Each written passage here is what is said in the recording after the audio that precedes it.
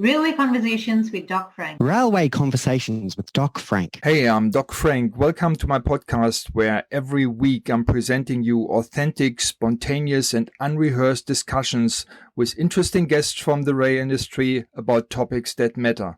Make sure you subscribe and tell your friends about it, as this podcast will both educate and entertain them. Thank you for listening. Today's episode is a highlight reel on the topic of leadership in the railway industry. I've had two previous podcast episodes with people in the field of leadership training.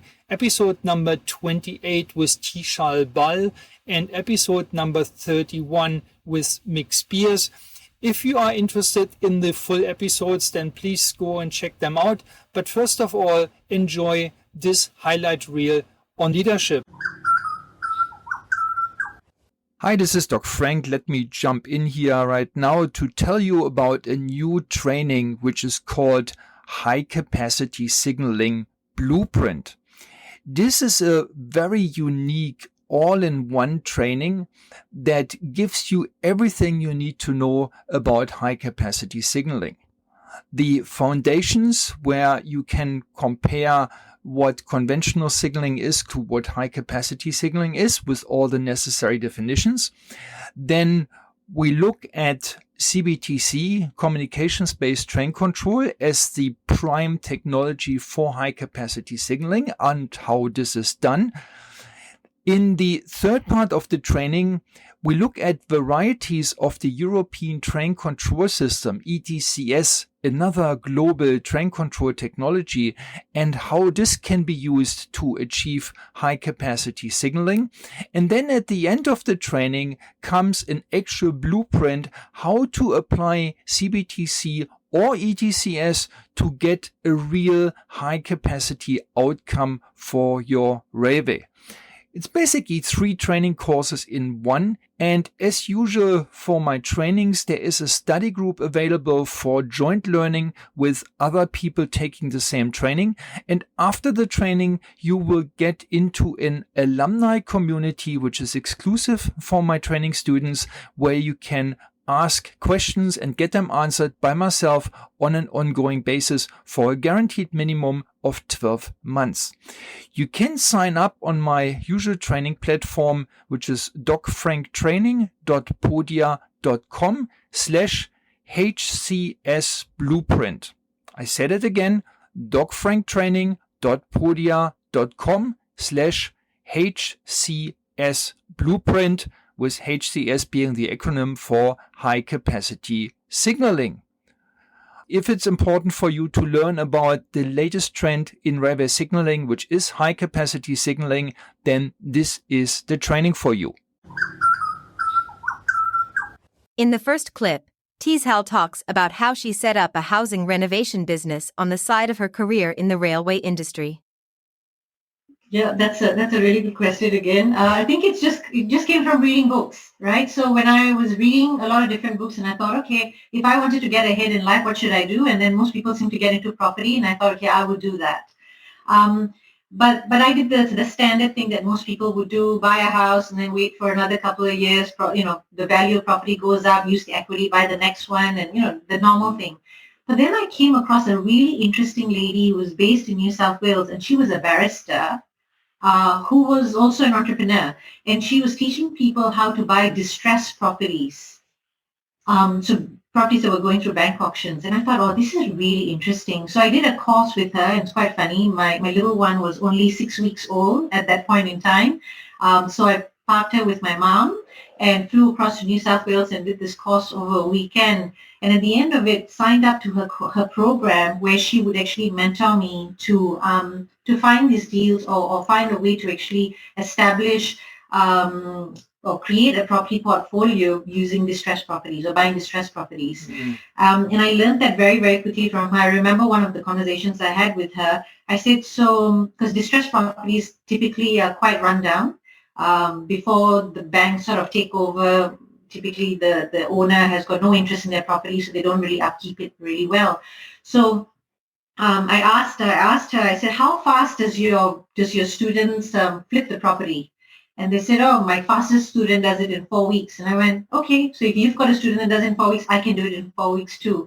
So we went, and Perth didn't really have a lot of options. That's just not how people generally buy property in Western Australia. But the bank auctions had to happen in order for distressed properties to be sold. And I remember after getting the first property, I was ready to actually renovate the property, but I had zero experience in renovation. I've never done it before. But my engineering brain was thinking, okay, here's the Gantt chart. Let's work out all the different tradespeople that I need, and let's just project manage the whole thing. And at one point, I think I had 6 different tradespeople in the house, thinking they could all just work and do their own thing. Mm-hmm. And much to my surprise, that one day I came in there, coffee in hand, getting really excited. I just thought if I start the morning by making people have free coffee, the mood is up and people would work a little bit quicker. But my painter was extremely disappointed with me. He threw his brushes down and he said, Teeshal, I cannot work in this space. And I'm like, what's wrong? Why are you so upset? And he says, you've got the chippy going off here, you've got the sparky going off here, and I just can't work. And I looked at him and went, what's a chippy and what's a sparky? Right? So that was me trying to get exposure into just language that Australians tend to use as well within the industry. But the good news is we did finish the entire renovation and put it back on the market within 4 weeks and 1 day, I think it was. So it was a good result in the end. But that was the start of that. It's learning from somebody who's actually had experience, and then from then on we started to renovate more properties, buy, renovate, and sell. And I think I did about 6 or 8 properties within a year. And I had 2 little kids at that point in time, and then people would say to me, you're really, really fast. Within 4 weeks, you've got properties, you buy and it's on the market again. Maybe you should start up your own renovation company. And I thought, what a brilliant idea. Yeah. And that's how I started up my own renovation business. I was running the renovation company for over three years, and then from there we got into property development and stuff as well. So my partner is also in railways. In 2016, Western Australia took a really big hit where mining was concerned, and he was in mining as well, and he lost his job. And so the renovation business kept us afloat for a period of time, and then things were booming in Victoria. He got a job over here, and I think at that point in time he said, are you ready for a change? And that's how we kind of moved the whole family across. I did systemize elements of the business, and I was getting leads for a period of time from people through my renovation business. But then after a while, I closed it up and started life here. Yeah. In this clip, Mick talks about his initial motivation to learn more about leadership, and he explains his creation of an amalgam leader. Yeah, actually, that's a big turning point in my life, Frank, I got to say. So mobility has always been a huge part of my life, and we can probably unpack that a little bit more as we go along, and there's some reasons behind that. I'm very purpose-driven, and I'm in the urban mobility world with a clear purpose and vision in mind.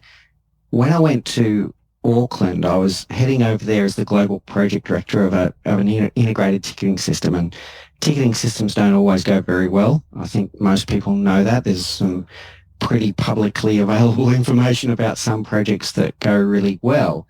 And in this case, with the Auckland project, we delivered it on time, in full, with a delighted customer, and we even made the company money, which was a nice little added bonus as well. Yeah. And on the surface, Frank, you would probably say that it was a great success. But the question that had to be asked was, at what expense?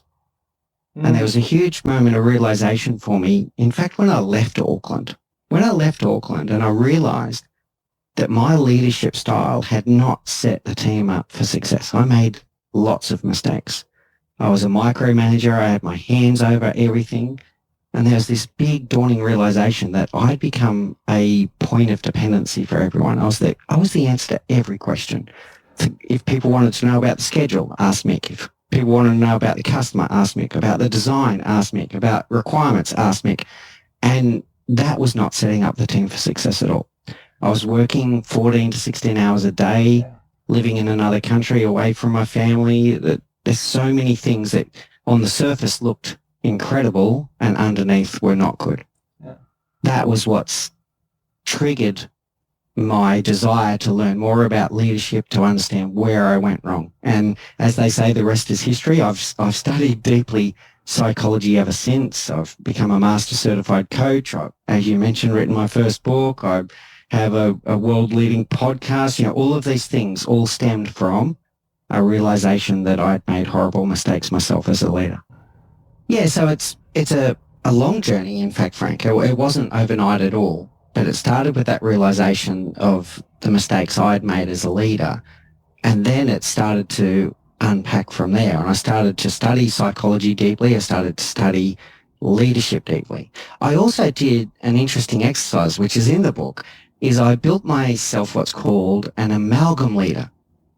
I thought of all of the leaders that I'd had in my career up until that point, the inspiring ones, the ones that I loved, the ones that demotivated me and made me feel 2 inches tall. And I unpacked everything. I reflected and I went, what was it about that person that inspired me? What was it about that person that demotivated me? What was it that they did that made me feel disempowered or whatever the case may be? So the good, the bad, the ugly, I would unpack and go, okay, I really like that. I didn't like this. And it almost made this catalogue of things that I would hold myself to account for as a leader in terms of these are the values and behaviours that I want to build into my own model of leadership, and these are the behaviours that I'll never do to another human being. So I built this kind of amalgam leader about, you know, what's good and bad in leadership from my own perspective, but I didn't just mimic someone else, I built my own model. So I'm studying all of the psychology, understanding how to influence and inspire people, understanding the important differences between leadership and management, etc. And I'm building all of this up. That led to going, you know, this almost like this fire lit inside me about the passion for leadership that led me down the path of studying coaching to high degrees, master certified coach, going through all of the different levels with the International Coaching Federation, formalizing some of that kind of experiential learning that I'd had, then turning it into formal learning. Then along the same time, of course, and you would remember this, Frank, my career was also going from strength to strength. I started leading regional business. I went to Hong Kong. I went to Singapore. I was leading a global business at one point. So my career was also going on a trajectory. But here's the interesting thing. All the things that I was learning as I was going on that journey, studying deeply psychology and coaching, etc., I was then turning around and I was practicing it in the workplace. Yeah. And then I was going, oh, wow, that really worked. Yeah. And before you know it, like this momentum built of becoming a leader where other people seemed to want to follow me and they wanted to be part of my teams and they want to be part of the vision that I was creating, etc.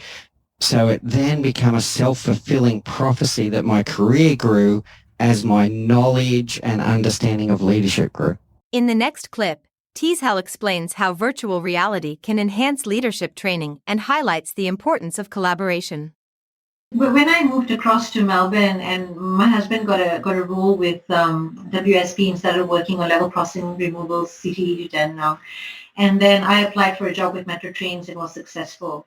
But I started off as an engineering coordinator. I had a lot more experience than that, but perhaps looking at my resume, they didn't actually think that I had years and years of experience. I had a bit of a break with all the different businesses that I did, that I didn't actually get a really senior role within the business. And to be honest, I could have done it with my eyes closed, and I was bored. So I did my role, and I did it to the best of my ability, but I had time. And so my husband said to me, just enjoy life, put your feet up, enjoy the kids, and don't worry about it. But I was so itchy in the sense that I just needed to do something more. And that's when I took on my master's in life coaching to just learn new skills to become a better mom, a better person overall. And when I got exposed to that course, I told myself, Teeshal, all you're going to do is just learn and just do nothing. But I couldn't help myself. I think 4 months into the course, I went, there is a problem within the industry that needs fixing, and I think I can do something about it. And that is how I started up Grit Leadership. It's a certified social enterprise that helps with gender equity and creating a more inclusive workplace within the industry. That is the aim.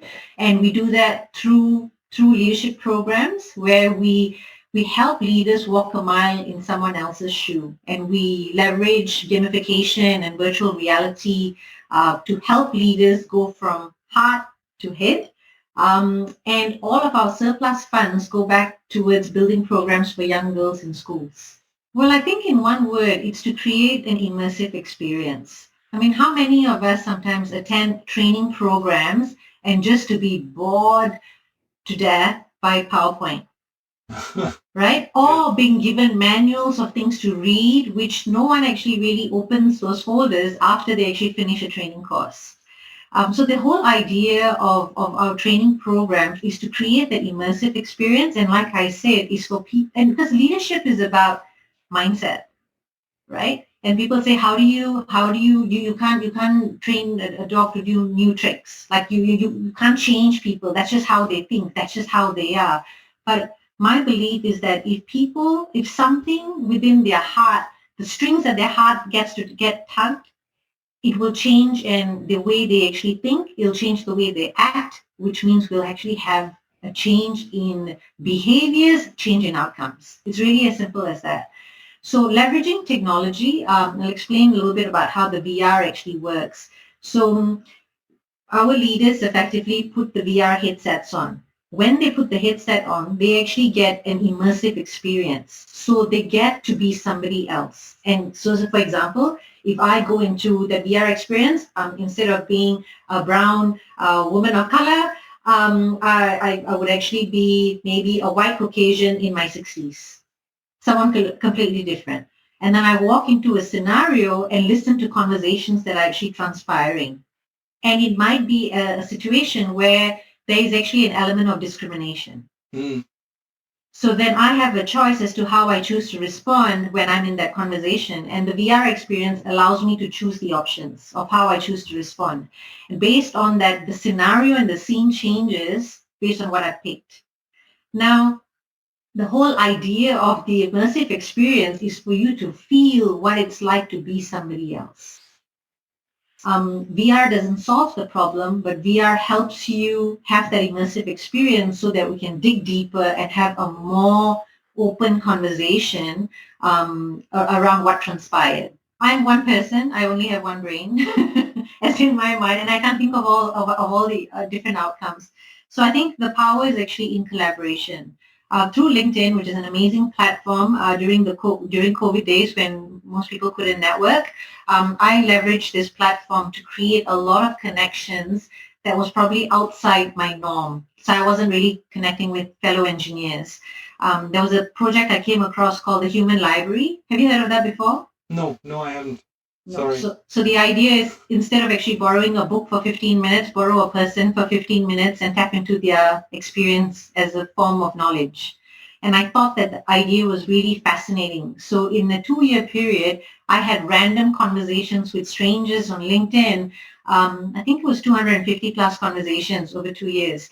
And what it resulted with was connections with people that I'm extremely grateful for. So Christine and Shondell, who run the training programs for Grid Leadership today, came from a platform like LinkedIn, which I probably never would have met.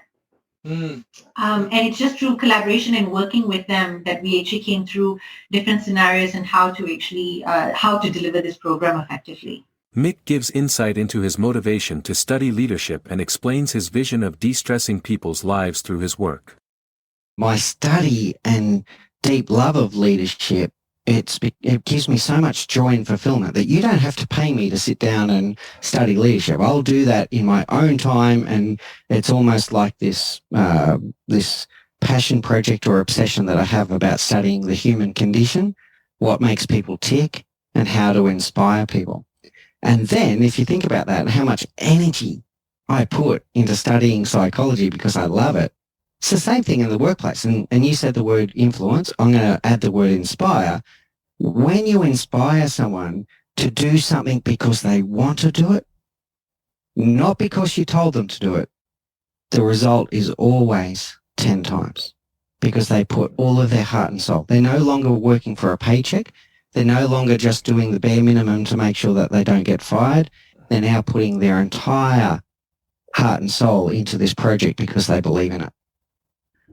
the reason I work in urban mobility, Frank, is that I want to create a world where people can move freely around their cities without delays, without disruptions, and ultimately without stress.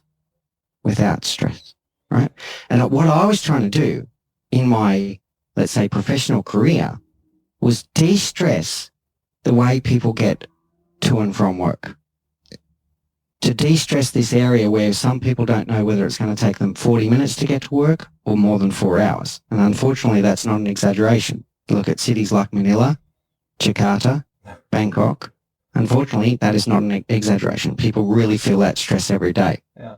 And then the more and more I studied leadership and I started getting into a lot of Gallup research, and I realized that for many people, the stressful part was the time that they spend in the four walls. Not just the commute to and from work, but then they'd arrive at a workplace that is, to use your word, toxic. And what came to me is that we spend, Frank, up to 1/3 of our lives in the workplace, and no one deserves to work in a toxic workplace. We all deserve to work in a place where we feel seen, where we feel heard, where we feel like we matter, where we can replace the word toxic with the word exhilarating. Imagine working on these projects, and you're dead right, Frank, that projects in urban mobility are game-changing. They're amazing feats of engineering, they're amazing feats of teamwork, they're amazing feats that change the world, and they make people's lives better. At the end of that project, do you want to feel exhilarated and proud and look at your teammates and go, wow, that was just amazing? Yeah. Or do you want to go, wow, that was toxic, I'm glad I'm out of there? Yeah. So that was the moment when I thought about this shift in this temporal expectation that I was spending all of this time de-stressing the way people got to and from work, and I realized that I wanted to also work on de-stressing the time that people spend at work. For me, it was exactly that. There's been moments in time where I've realized that my purpose in life is that I want to de-stress people's existence so that they live a happier, more fulfilling life. Originally, that was de-stressing their commute. Then it was de-stressing the workplace, and now it's both. I do both now. I de-stress people's commute and I de-stress the workplace. And then listening to you, I mean, yeah, first of all, wonderful growth mindset, Frank, because you get thrown in the deep end back in 2009. You could have just gone, I don't know how to do this, but you didn't. You were resourceful and went, okay, I've got a certain skill set. I now need to apply and grow that skill set because I can do this. You back yourself that you could do this. And now you're paying it back because you're showing others how to do it as well. And then you're dead right about CBTC is a perfect example of this. What are the things in our control that we can de-stress someone's commute so that it is easier? Well, first of all, we don't want disruptions on our network. We want people to get home to their families safely at the end of the day. So we've got two key ones there. We've got no disruptions. We've got safety. Then the next one has to be around capacity, frequency of service, and the dependability that they have on that frequency of service. And one of the things that I always remember in this journey is, and part of this journey coincides with you at different times, Frank, but thinking about going to London, and if you're on the Jubilee line as an example, and you go to the platform and you see that there's a train disappearing into the tunnel because you just missed it. Now, if I think about, let's say, my childhood, growing up, even big chunks of my adult life, your shoulders would slump. You'd go, missed the train. When's the next one going to be? And if you grew up in places like Newcastle or Sydney in Australia, 9 minutes would have been a good answer. Sometimes it would be 15 minutes. Sometimes the next train isn't half an hour or an hour away. Yeah. CBTC and the Jubilee line, you watch that train disappear in the tunnel, you look to your right and go, oh, here comes the next train. And that's because of moving block, and that's because of our ability to increase capacity in the line. So yes, the things that we do it for a reason. Yeah. We do it to make people's lives easier. We do it so they can get to and from where they need to go safely, dependably, reliably, and with the capacity that it's stress-free. In the next clip, Teeshal outlines how diversity, inclusiveness, and high performance fit together.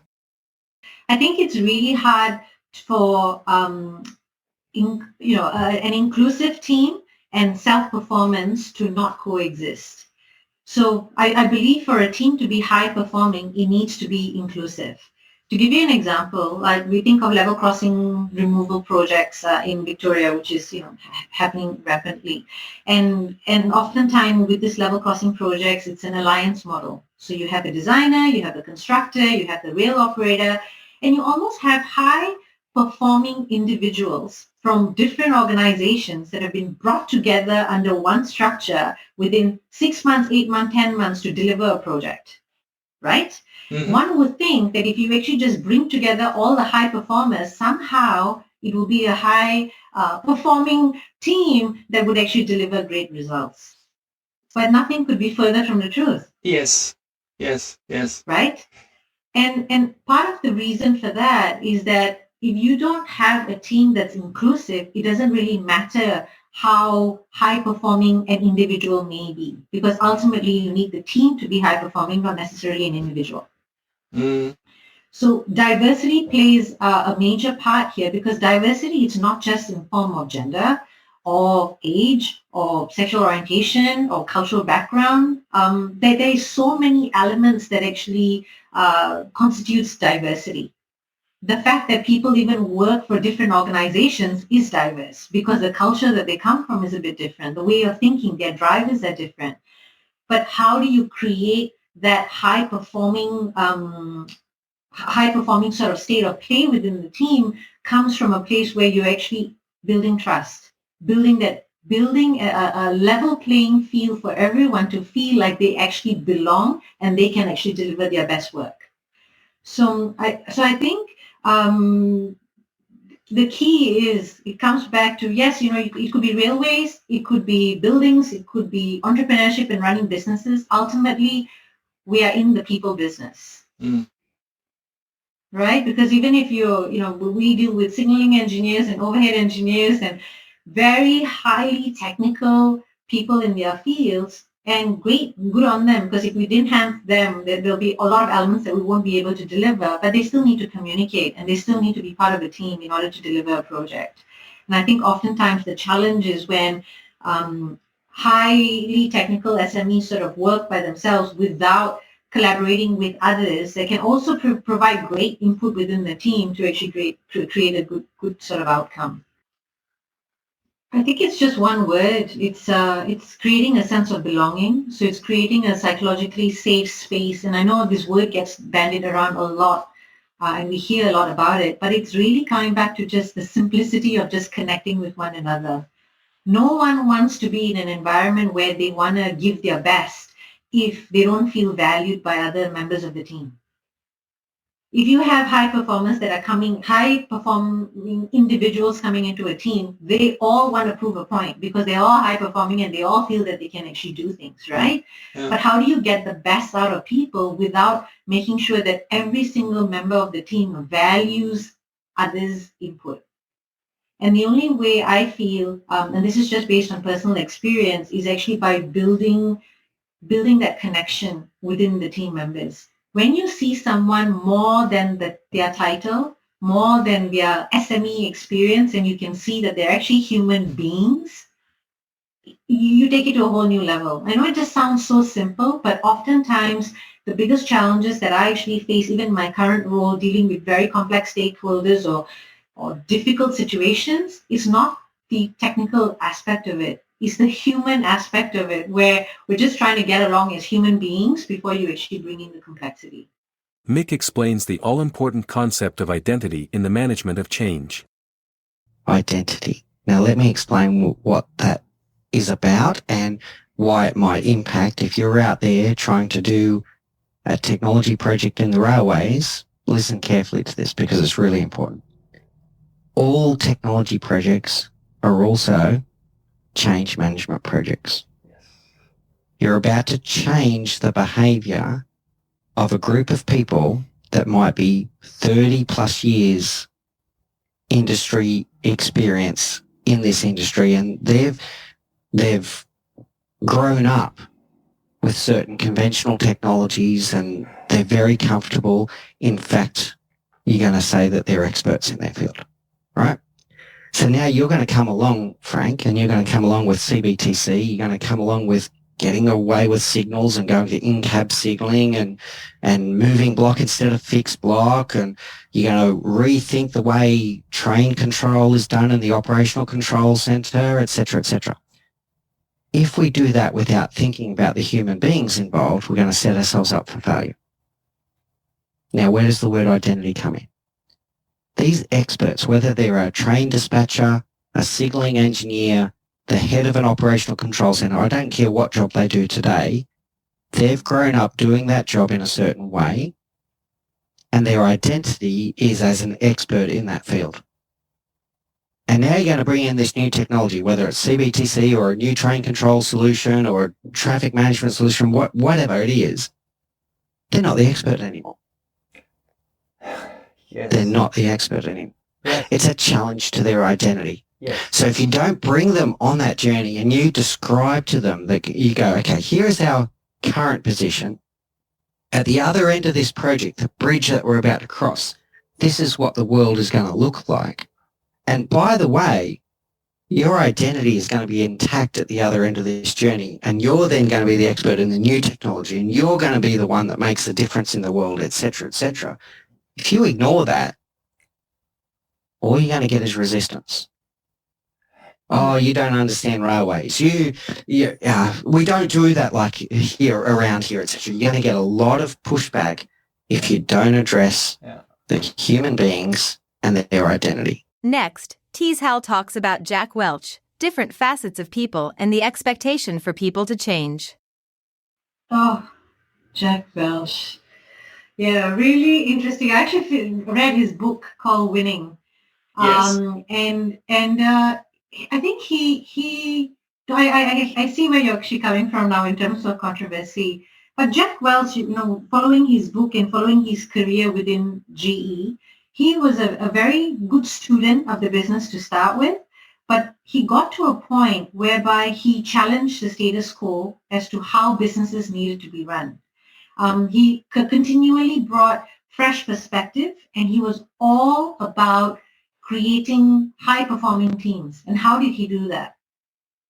By connecting with one another. And he was very customer-eccentric. He was very much focused on who the client was and what they actually needed and expected out of businesses. So he was, and maybe some of his styles, of axing certain teams and cutting costs and whatnot would not probably be something that people sort of resonate with necessarily. But I actually like the aspect whereby he had a huge focus on the client. And when he did that by making sure that because the focus was on the client, then you look within as to how you needed to change your way of operating so that your customer actually wins. It's really interesting, right, Doc? When they talk about marriage as a whole, where women get married to men, hoping that they could change them, and then men marry their women expecting that they'll never change, right? And it's really interesting when you use that sort of way of thinking. It's the same with the people that we actually deal with, whether it's business, work, whatever it might be. I think if we go with the approach of expecting people to change, why? You got to kind of accept them for the way they are, but then you just take the bits, like you say, take the bits that actually works for you. And I think that's the unique part of working with people that are different.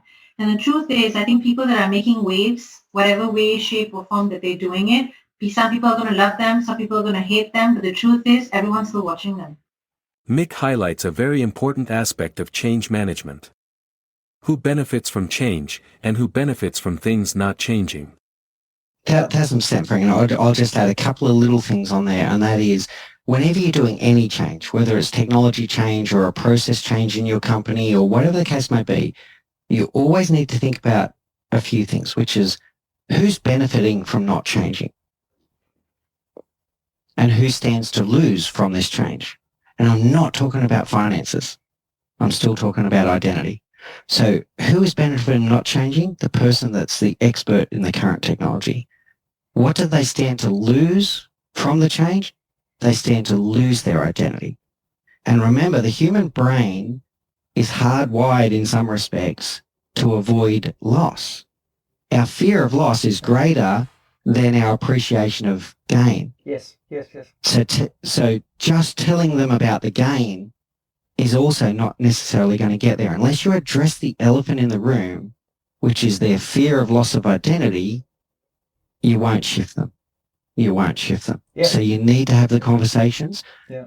In terms of psychology, you don't have to be a trained psychologist or a certified psychologist, but you do need to understand human behavior, change management, and identity, and then you can help people with this transition. If you ignore it, they will push back. In the last clip for Teeshal, she explains how to value employees through involvement, which benefits the company they work for on multiple fronts. It's really interesting when you look at a lot of organizations and you ask them, what is your number one asset? Your number one asset is not the system, it's not the technology, it's not the product, but they say it's their people. They will always say, my number one asset is my people. But yet, they're the number one thing that's compromised on when things actually go a little bit south. Yep. Right? So I find that in itself interesting. So, yes, obviously, when your belt's getting a little bit tightened, there isn't enough money to go around, fair enough, you need to reevaluate. But how do you reevaluate that without working out who best to make those decisions within an organization? Is it an executive team? I mean, if an executive team knows exactly what their people actually do, that's fine. But oftentimes it's the foot soldiers that probably know what needs to be done to cut costs. And if you invest in people, which is your number one asset, they will actually help you ride that wave.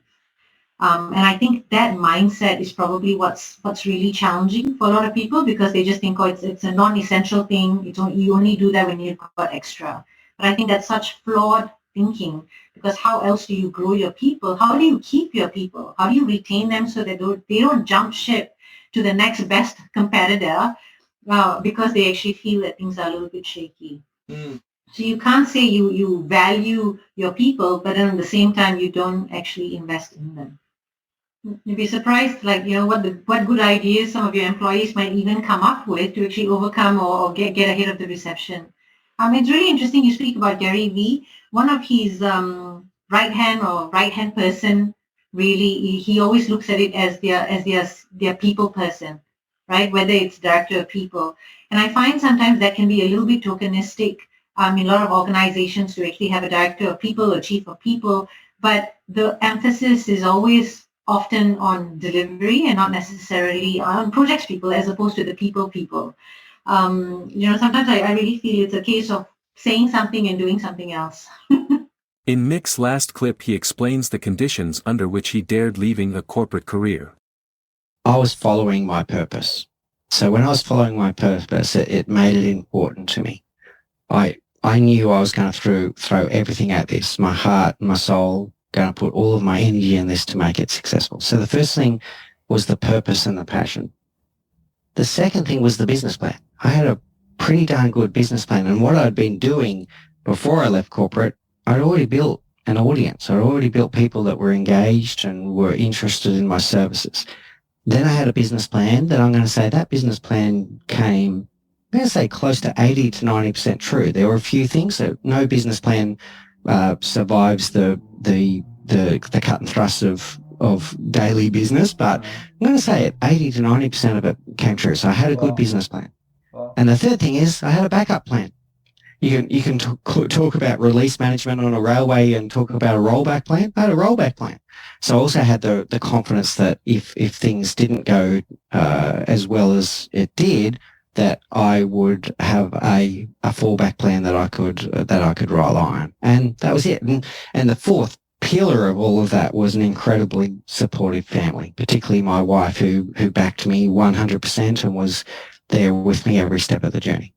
I had 3 years runway because I had enough capital to run for 3 years. And that 3 years became a sliding 3 years, if you like, because I've got to say in the first few months of the business, I started to generate revenue very quickly, faster than I expected, and then it plateaued for a while.